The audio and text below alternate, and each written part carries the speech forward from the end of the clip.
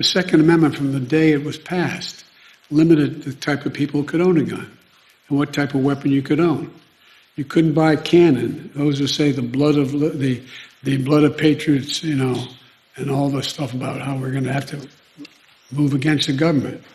Well, the tree of liberty is not water with the blood of patriots. What happens is that there never been, if you want to think you need to have weapons to take on the government, you need F-15s and maybe some nuclear weapons. The point is that there's always been the ability to rationally limit the type of weapon that can be owned and who can own it. So this video should have started off with the words, "This is a sitting U.S. president that has just said the most dumbest, ignorant shit I've ever heard in my life." First off, the phrase is, "The tree of liberty must be watered with the blood of patriots and tyrants." He left out the tyrants part, interestingly enough. And that's an old phrase going back to the American Revolution. And I think it's still a very real quote. And for him to say that to go to war against the government, you need F-15s and nuclear weapons.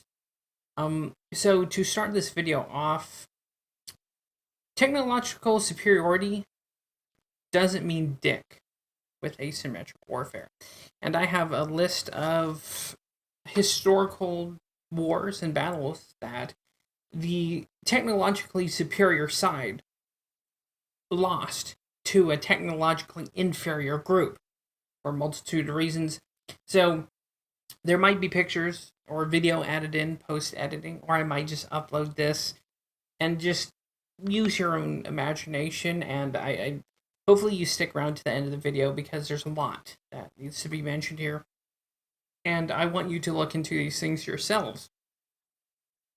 So, Biden thinks the only thing you need to do to subdue rebellion or to go against the government is F-15s and nuclear weapons. First off, nuclear weapons, that's outrageously retarded, and F-15s aren't going to solve your problems. So let's just start historically with some things. Chechnya Wars 1 and 2, the 1990s to 2000s. So this was an instance where, for whatever reason, Chechnya and Russia were at odds. There was a war popping off. The Russians had gunships, tanks, BMPs, artillery support, and for days and weeks, they shoved the shit out of Grozny. But the Chechens never gave in. The Chechens held. Even with the Russians' technologically superior force, helicopters, tanks, they still couldn't hold a candle to them because Chechens held their ground. They had the spirit to resist, and they did. They held out to the point where the Russians were like, okay, we're sick of this shit, and held them to a stalemate. So, then again, that was technologically inferior peoples holding out against technologically superior Russia. So the next one is Winter War in the 1930s.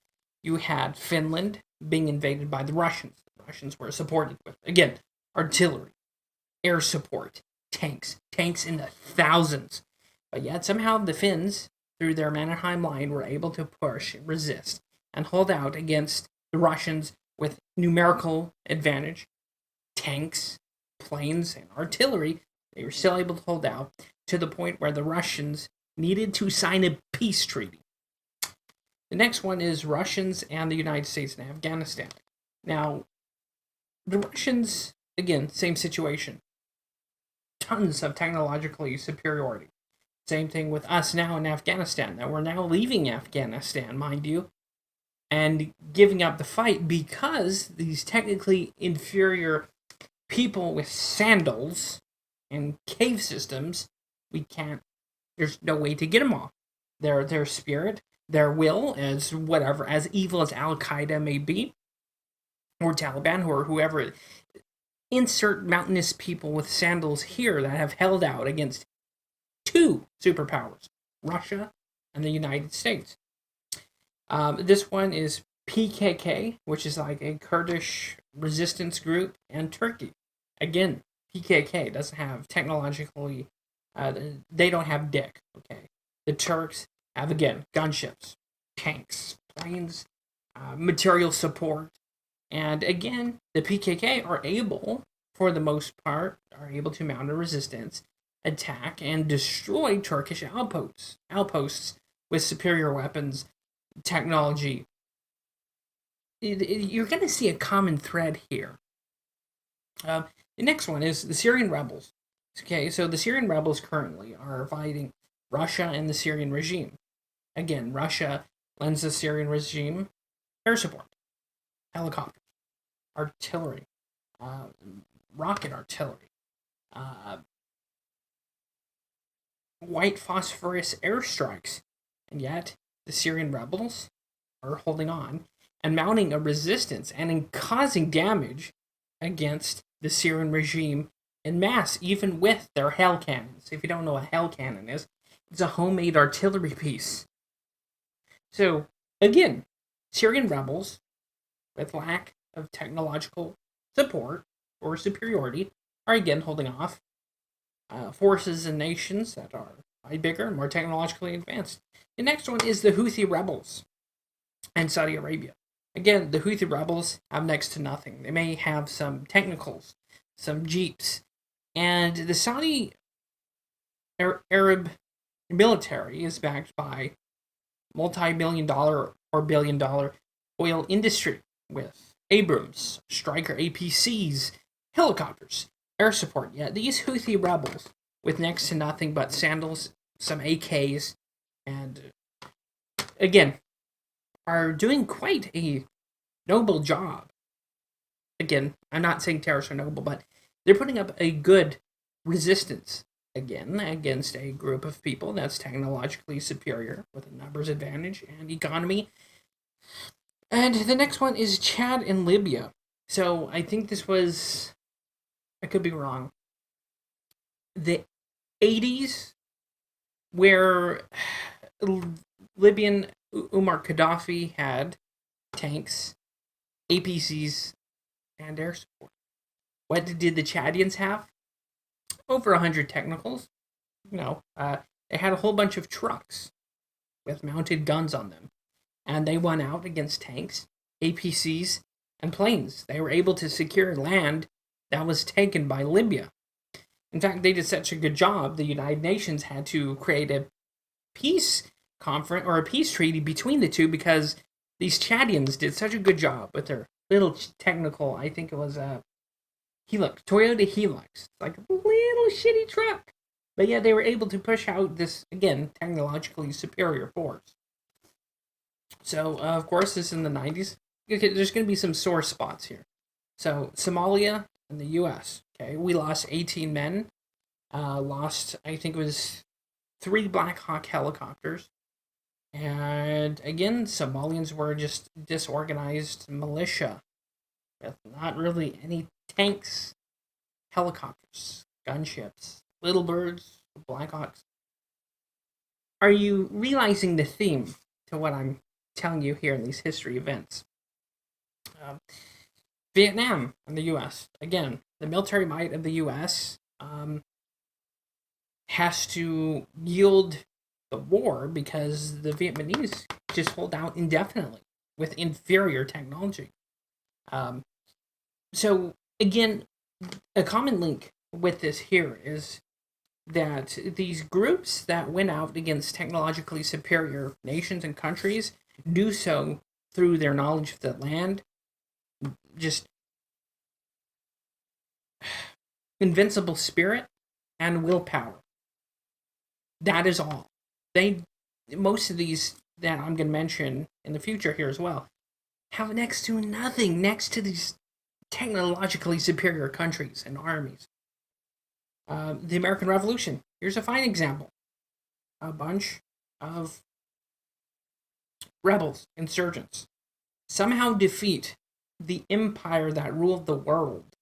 And America was able to get its independence just by holding out with their spirit, will, and knowledge of the land to defeat the English, to get them to leave and get their own independence. Teutoburg Forest. another one.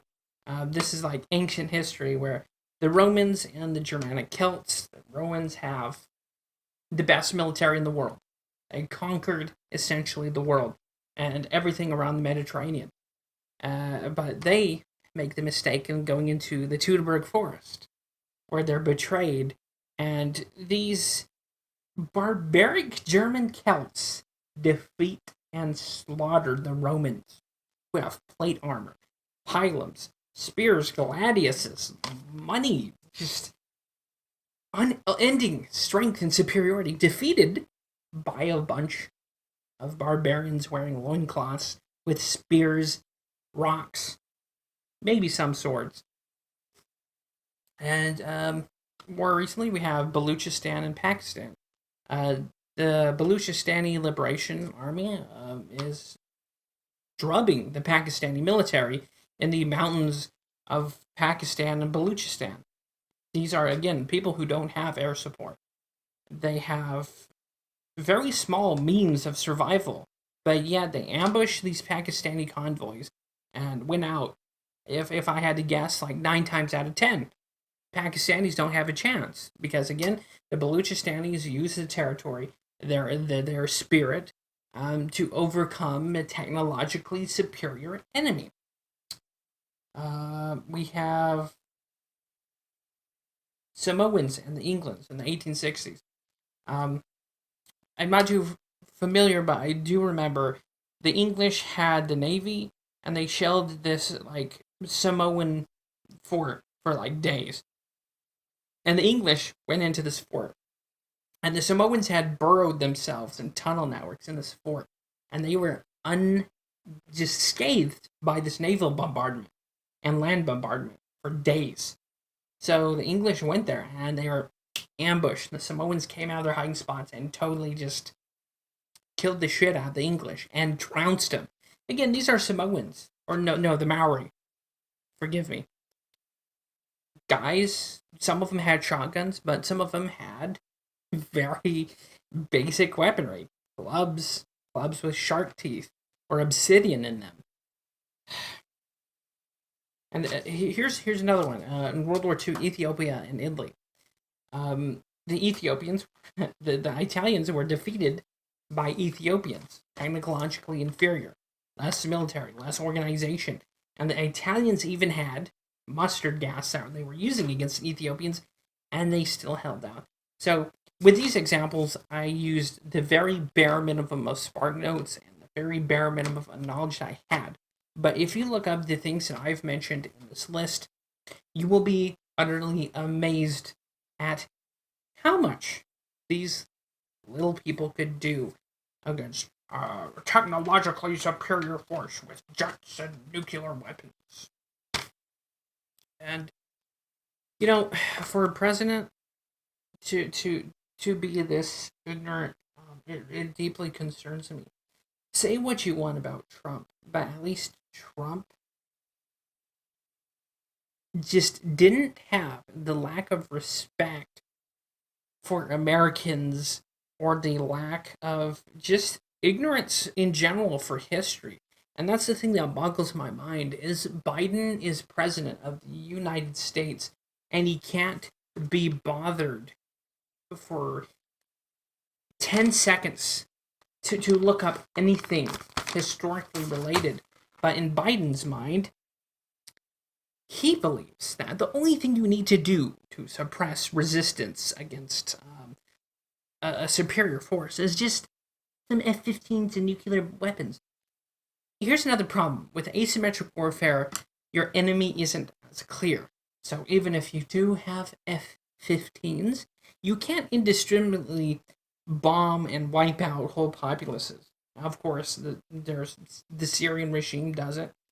And with nuclear weapons, if you're using that against your own people, on either side, hypothetically, you're just destroying everything, and you're not really taking out the enemy. So it's just baffling to me that we have a sitting U.S. president, and of course you can tell by that clip, this man cannot even cobble together just the basic sentence structure. He couldn't even keep on task with what he was talking about. And yet, somehow we're supposed to believe this geriatric, pardon my disrespect, retard was able to get 80 million votes? Bullshit. In my opinion. YouTube. I'm not saying anything here. But it's just utterly stunning.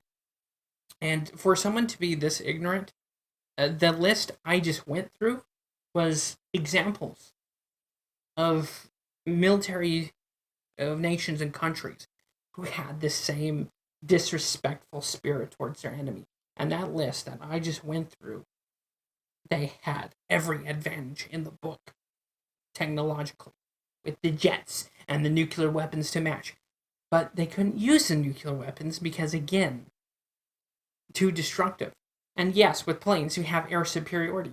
And yes, you can hit little pockets here and there. But at the end of the day, with asymmetric warfare in the general sense, that means dick.